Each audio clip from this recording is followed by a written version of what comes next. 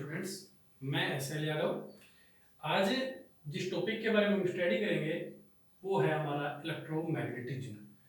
सबसे पहले जब हम इस टॉपिक को पढ़ते हैं तो पहले हम इस शब्द के बारे में समझते हैं इस वर्ड का मतलब क्या है। देखो यार, यहाँ दो शब्द दिए हुए हैं मेरे पास जिससे मिलकर ये बना हुआ है। पहला है इलेक्ट्रो और दूसरा है मैग्नेटिज्म। इलेक्ट्रो और दूसरा क्या है, मैग्नेटिज्म। इलेक्ट्रो का मतलब होता है वैद्युत और मैग्नेटिज्म का मतलब होता है चुंबक। यानी कि एक ऐसा टॉपिक जिसमें हम विद्युत और चुंबक दोनों के बारे में पढ़ते हैं। दोनों के कारण कौन कौन से फोर्स लगते हैं, क्या क्या उनकी प्रॉपर्टी होती है, किस तरीके से उनका इफेक्ट होगा, वो जिस टॉपिक में हम पढ़ने वाले हैं वो क्या है हमारे पास, इलेक्ट्रोमैग्नेटिज्म। बात हम करते हैं इलेक्ट्रोमैग्नेटिज्म की। देखो यार, ये एक यूनिट है जो कि जैसे आप ट्वेल्थ के हिसाब से देख लो या फिर जेई के हिसाब से देखो। According to twelfth and JEE ये टॉपिक इंपॉर्टेंट टॉपिक है। सबसे पहले जब हम इसको पढ़ रहे हैं तो पहले मैं ट्वेल्थ के हिसाब से और जेई दोनों को कमांड लेके चलता हूँ। मतलब पहला मैं थ्योरी का जो टॉपिक है वो क्लियर कराता हूँ इसका। देखो यार, इलेक्ट्रोमैग्नेटिज्म इसको मेनली हम तीन पार्ट्स में डिवाइड करके स्टडी करते हैं। लंबा टॉपिक होता है इसलिए हम इसको तीन पार्ट्स में पहले डिवाइड करते हैं, उसके बाद में उनका अलग अलग स्टडी करें।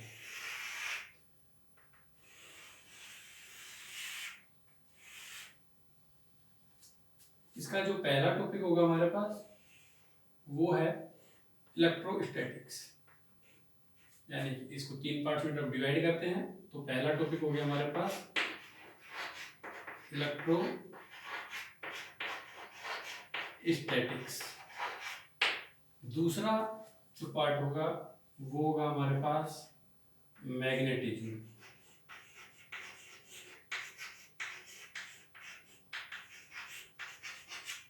और तीसरा जो पार्ट है इसका वो यहाँ लिया जाता है electromagnetic wave.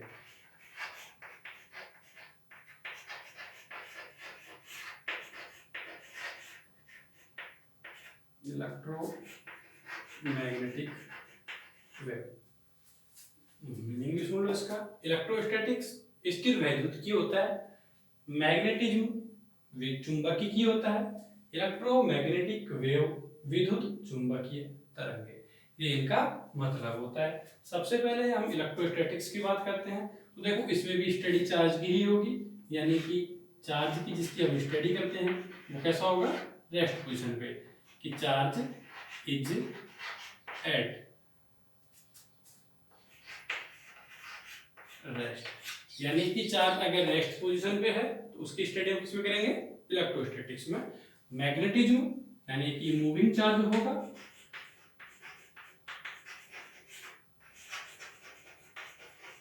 Moving charge with constant speed. Magnetism moving charge with constant speed. और अब बचती है इलेक्ट्रोमैग्नेटिक वेव, यानी कि इसमें जो चार्ज होगा वो एक्सेलरेटेड चार्ज होगा, त्वरित आवेश होगा। सबसे पहली बात मैंने इलेक्ट्रोमैग्नेटिज्म की बात की है। इलेक्ट्रोमैग्नेटिज्म को तीन पार्ट्स में डिवाइड किया गया, यानी कि पहला इलेक्ट्रोस्टैटिक्स, दूसरा मैग्नेटिज्म और तीसरा इलेक्ट्रोमैग्नेटिक वेव।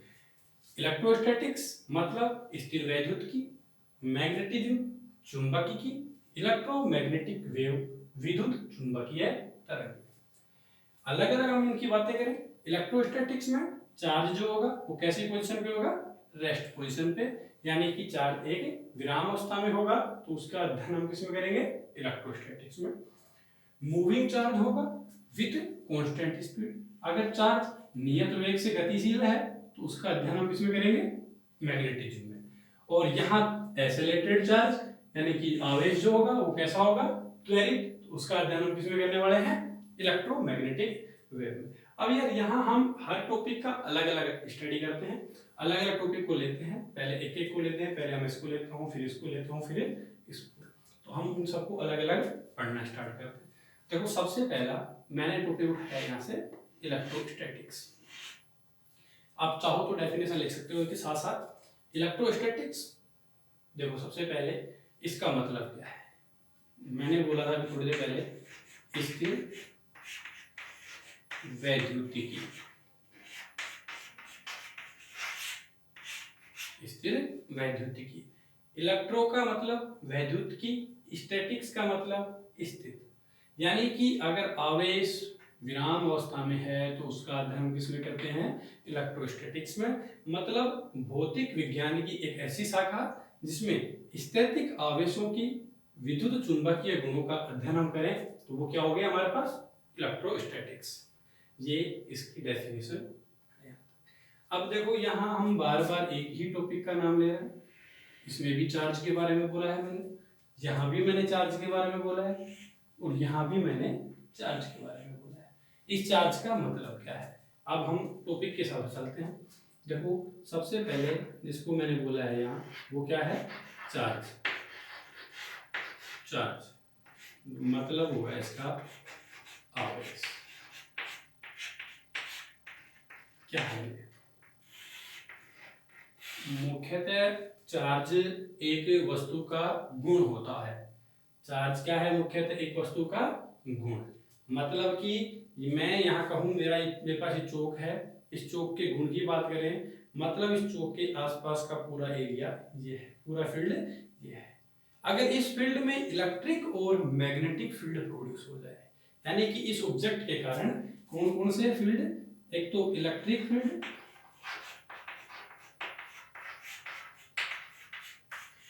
और दूसरा मैग्नेटिक फील्ड। इलेक्ट्रिक फील्ड वैद्युत क्षेत्र, मैग्नेटिक फील्ड चुंबकीय क्षेत्र।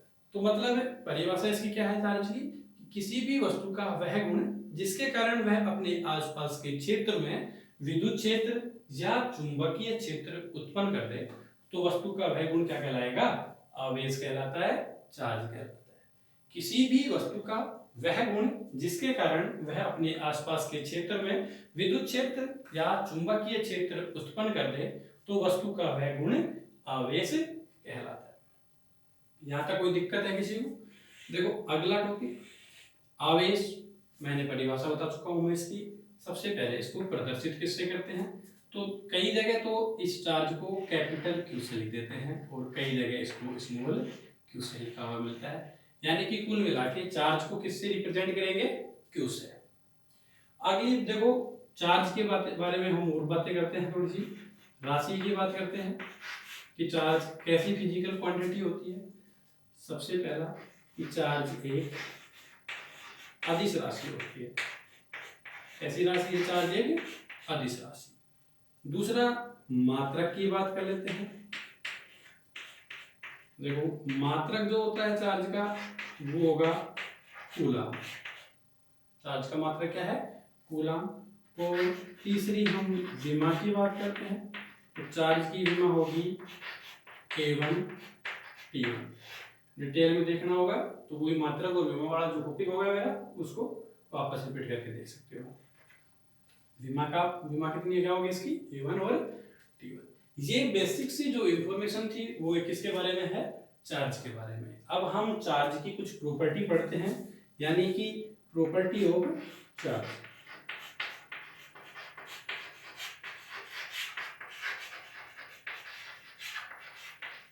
प्रॉपर्टी ऑफ चार्ज, पहली प्रॉपर्टी देखो, सबसे पहली बात कि चार्ज मैंने डेफिनेशन बताई थी, तो इसकी पहली प्रॉपर्टी होगी कि टाइप्स ऑफ चार्ज। चार्ज मुख्यतः दो प्रकार का होगा, तो पॉजिटिव चार्ज हो सकता है, दूसरा नेगेटिव चार्ज। चार्ज कितने प्रकार का होगा, दो प्रकार का, पॉजिटिव चार्ज और नेगेटिव चार्ज। पॉजिटिव चार्ज मतलब धनावेश, नेगेटिव चार्ज मतलब ऋणावेश। अब यहां से हम पहली प्रॉपर्टी आती है कि दो समान प्रकृति के आवेश, जैसे कि मान लो कि मेरे पास ये दो ऑब्जेक्ट हैं, ये मान लो इसके ऊपर भी प्लस चार्ज है, इसके ऊपर भी क्या है, प्लस चार्ज, तो ये एक दूसरे से दूर हटती हैं। अगर मान लो ये मेरे पास ऑब्जेक्ट है, ये ऑब्जेक्ट है, इसके ऊपर भी नेगेटिव चार्ज, इसके ऊपर भी नेगेटिव चार्ज, तो ये भी एक दूसरे से दूर हटती है। लेकिन अपोजिट, जैसे पॉजिटिव नेगेटिव की बात करेंगे तो वो एक दूसरे को आकर्षित करते हैं। तो इसकी एक प्रॉपर्टी तो ये हो गई कि दो समान प्रकृति के आवेश एक दूसरे से प्रतिकर्षित होते हैं, जबकि विपरीत प्रकृति के आवेश एक दूसरे को आकर्षित करते हैं। पहला गुण क्या हो गया इसका कि दो समान प्रकृति के आवेश एक दूसरे को प्रतिकर्षित करते हैं, जबकि विपरीत प्रकृति के आवेश एक दूसरे को आकर्षित करते हैं। प्लस प्लस दूर होंगे, माइनस माइनस दूर होंगे, प्लस माइनस पास आएंगे, माइनस प्लस भी पास होगा। ये तो होगी इसकी पहली प्रॉपर्टी। दूसरी प्रॉपर्टी की हम बात करते हैं। देखो ये दो तीन प्रॉपर्टीज के कुछ नियम हैं, वो देख लो आप। पहला, बीजगणितीय योग नियम, ये इसकी प्रॉपर्टी है लेकिन एक नियम के हिसाब से पढ़ते हैं। बीजगणितीय योग नियम, बीजगणितीय योग नियम के बारे में देखो। सबसे पहले, चार्ज कैसी राशि है? एक अदिश राशि। मतलब कि कोई भी अदिश राशि होती है तो बीजगणितीय योग नियम की पालना करती है। थोड़ी सी डिटेल में दिखाते हैं। अंदर देखो, ये मेरे पास कोई भी सिस्टम है, मतलब कोई भी मेरे पास एक ऑब्जेक्ट है जिसके ऊपर कुछ चार्ज हैं, जैसे कि Q1, Q2, Q3, Q4, ऐसे ही करते करते और भी है इसके ऊपर, और कितने चार्ज हो गया? Qn। अगर हम बात करें कि इस ऑब्जेक्ट के ऊपर या इस सिस्टम के ऊपर, निकाय के ऊपर टोटल आवेश कितना है, तो हम इन सबको जोड़ देते हैं। मतलब कि कुल आवेश Q equal to Q1 plus Q2 plus Q3 plus Q4 plus dot ऐसे ही प्लस में Qn। देखो बीजगणितीय योग नियम का मतलब क्या है, ये समझाता हूं मैं। बीजगणितीय योग नियम का मतलब हो गया कि आवेश एक अदिश राशि होती है यदि कोई भी निकाय है जिसके ऊपर दो या दो से अधिक आवेश उपस्थित हो, तो निकाय का कुल आवेश उन सभी आवेशों के बीजगणितीय योग के बराबर होता है। यही है आवेशों का बीजगणितीय योग नियम। मतलब किसी भी निकाय पर दो या दो से अधिक आवेश उपस्थित हो तो उन सभी उस निकाय का कुल आवेश उन सभी आवेशों के बीजगणितीय योग के बराबर होता है, जिसे हम आवेशों का बीजगणितीय योग नियम कहते हैं। मानो कि मेरे पास ये कोई ऑब्जेक्ट थी, इसके ऊपर यहाँ -2 कूलम चार्ज है, +3 कूलम चार्ज है, +5 कूलम चार्ज है, -4 कूलम चार्ज है। कहे कि वस्तु के ऊपर बताओ टोटल आवेश कितना है। सीधी सी बात है, मैं टोटल आवेश को जोड़ दूंगा, यानी कि सभी आवेशों को जोड़ दूंगा। -2 कूलम है, मैंने लिख दिया -2 कूलम, प्लस का 3 कूलम है, मैंने लिख दिया प्लस का 3 कूलम, प्लस का 5 कूलम है, मैंने लिख दिया प्लस का 5 कूलम, माइनस का 4 कूलम में लिख दिया माइनस का 4 कूलम। सभी का बीजगणितीय योग कर दिया मैंने। तो Q इक्वल टू कितना हो गया? -2 +3 +5 -4, 4 और 2 6 और ये कितने हो गया? 8। तो अपने पास कितना बच गया? प्लस का 2। यानी कि ये जो नियम होगा वो आवेशों का क्या, कौन सा नियम है? आवेशों का बीजगणितीय योग नियम। देखो यार, तीसरी प्रॉपर्टी है आवेश संरक्षण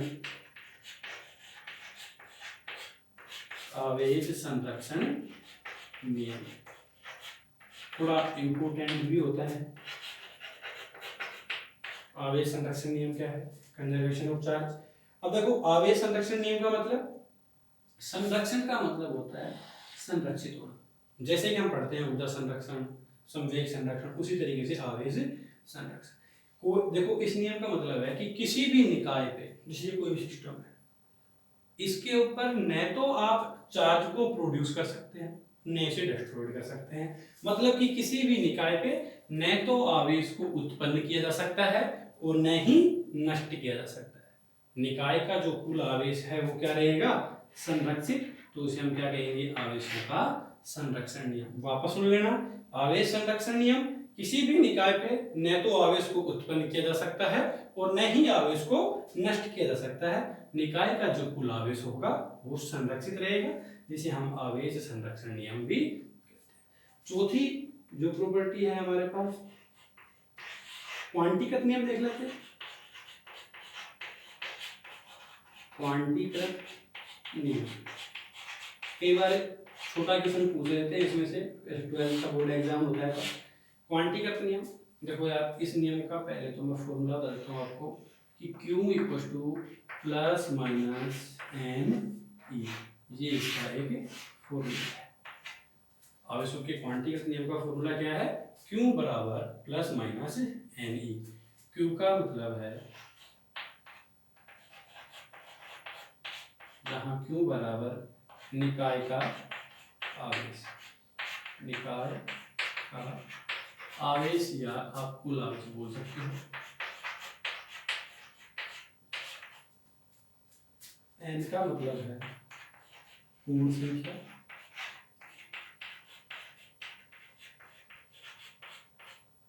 ई का मतलब है इलेक्ट्रॉन पर आवेश,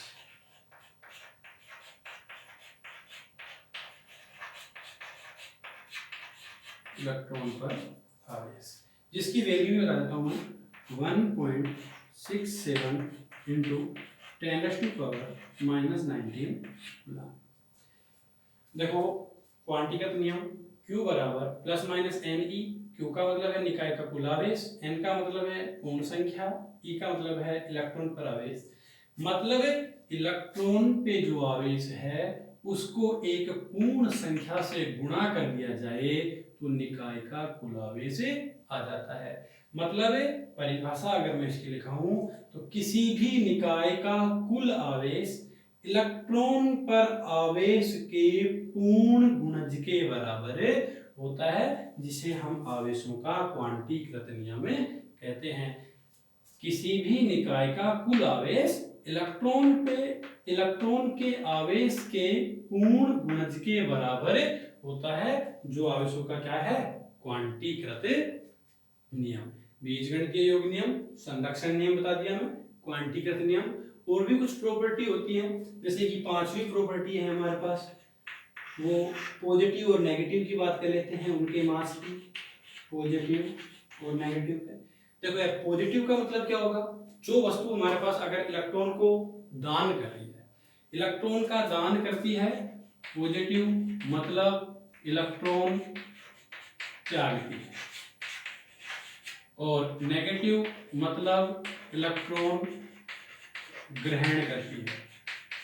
अब देखो कोई भी पदार्थ है मेरे पास या कोई परमाणु है, समान परमाणु क्रमांक वाला है, परमाणु भार वगैरह समान है, अगर वो पॉजिटिव है तो मतलब जितने उसके पास इलेक्ट्रॉन थे उनमें से एक इलेक्ट्रॉन कम हो गया। अगर ज्यादा चार्ज आ रहा है तो ज्यादा इलेक्ट्रॉन कम हो जाएंगे, लेकिन कम से कम अगर +1 भी आ रहा है तो एक इलेक्ट्रॉन की कमी हो गई। नेगेटिव तो मतलब जितने इलेक्ट्रॉन उसके पास थे वो तो है ही, एक इलेक्ट्रॉन और आ गया, मतलब एक्सेप्ट कर लिया उसने, ग्रहण कर लिया, तो इलेक्ट्रॉन की वृद्धि हो गई। इसके पास इलेक्ट्रॉन की कमी है, इसकी तुलना में इसके पास इलेक्ट्रॉन की अधिकता है। मतलब कि अगर समान परमाणु क्रमांक वाले कोई भी तत्व हैं तो पॉजिटिव की तुलना में नेगेटिव का द्रव्यमान अधिक होगा, जो कि हमारे पास आवेशों का ही एक गुण होता है। अब देखो अगली बातें, जहां तक जितनी भी मेरी बातें थी मैंने आवेशों के गुणों के बारे में बता चुका हूं मैं।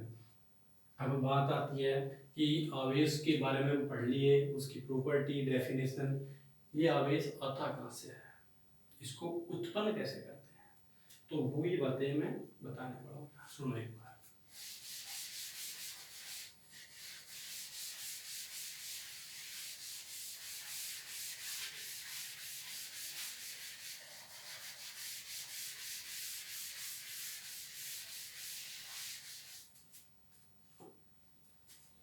यहाँ मेरा अगला जो टॉपिक है वो है आवेश उत्पन्न करने की विधि।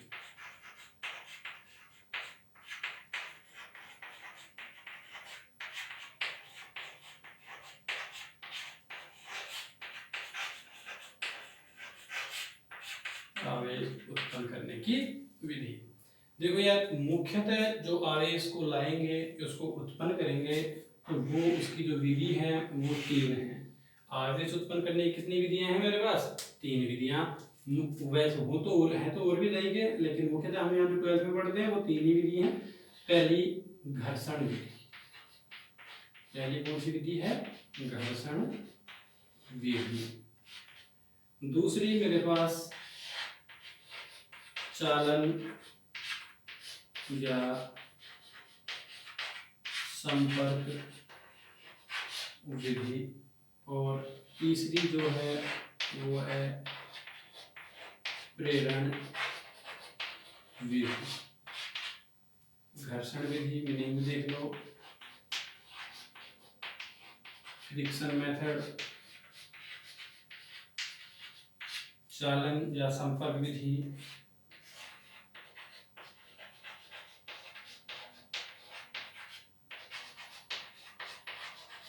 कंडक्शन मेथड, प्रेरण विधि, इंडक्शन मेथड।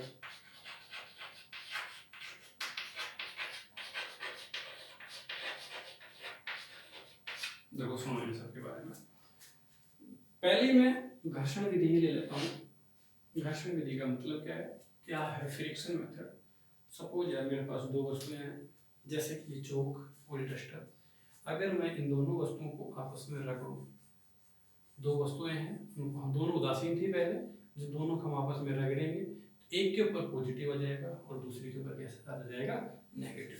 मतलब सुन लो इसका, घर्षण विधि का मतलब है कि जब दो वस्तुओं को आपस में रगड़ा जाता है तो दोनों के ऊपर विपरीत प्रवृत्ति का आवेश उत्पन्न हो जाता है। जब दो वस्तुओं को आपस में रगड़ा जाता है और रगड़ने के बाद उनको अलग करेंगे, एक वस्तु के ऊपर पॉजिटिव, दूसरे के ऊपर कैसा आ जाएगा, नेगेटिव। यही है घर्षण विधि। डेफिनेशन भी यही है इसकी, वैसे अलग से नहीं है कुछ भी, कि जब दो वस्तुओं को जब ये है कह दो कि जब दो उदासीन वस्तुओं को आपस में रगड़ा जाता है तो एक के ऊपर पॉजिटिव तथा दूसरे के ऊपर नेगेटिव चार्ज उत्पन्न हो जाता है। आवेश उत्पन्न करने की जो ये विधि होगी उसे हम क्या बोलेंगे, फ्रिक्शन मेथड। इसके कुछ एग्जाम्पल हैं, जैसे कि पहला एग्जाम्पल कंघी का ले लेते हैं। कंघी को या फिर आप स्केल को, कंघे या स्केल को जब हम बालों में रगड़ते हैं, कंघा हो या फिर स्केल हो, उसको जब हम बालों में रगड़ते हैं तो दोनों के दोनों ही क्या हो जाएंगे, वो आयनित हो जाते हैं। कंघे को या स्केल दोनों को बालों में रगड़ा जाता है, दोनों में कैसे हो जाएंगे, आयनित, मतलब दोनों के ऊपर ही आवेश उत्पन्न हो जाएगा। दूसरा एग्जाम्पल देखो इसी का। अब जैसे दूसरे एग्जाम्पल की हम बात करते हैं, सिल्क का कपड़ा ले लेते हैं। दूसरा एग्जाम्पल हमारे पास आ गया सिल्क का कपड़ा, और एक है हमारे पास इसमें कांच की छड़ लेते हैं। देखो पहला सिल्क का कपड़ा और दूसरा क्या ले लिया, कांच की छड़। जब सिल्क के कपड़े के ऊपर आप कांच की छड़ को रगड़ोगे तो कांच की छड़ जो है वो तो हो जाएगी आपके पास पॉजिटिव, और सिल्क का कपड़ा जो है वो कैसा हो जाएगा आपके पास, नेगेटिव। एक एग्जांपल और है इसका, आबनूस या एबोनोइट की छड़।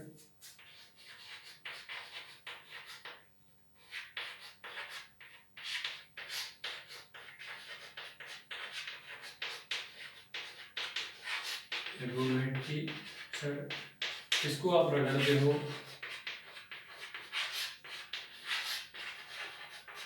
बिल्ली की खाल पर। आबनूस या एबेनोइट की छड़ को जब आप बिल्ली की खाल पे रगड़ते हो तो आबनूस या एबेनोइट की जो छड़ है वो तो हो जाएगी पॉजिटिव, और जो बिल्ली की खाल है वो कैसे हो जाएगी, नेगेटिव। ये आवेश उत्पन्न करने की कौन सी विधि है, घर्षण विधि।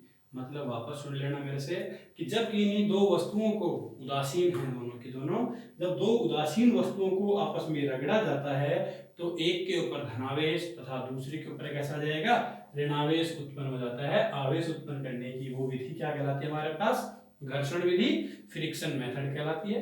एग्जाम्पल के तौर पे पहला एग्जाम्पल मैंने लिखाया है कंघे या स्केल का, दोनों को ही जब बालों पे रगड़ते हैं तो दोनों आयनित हो जाएंगे।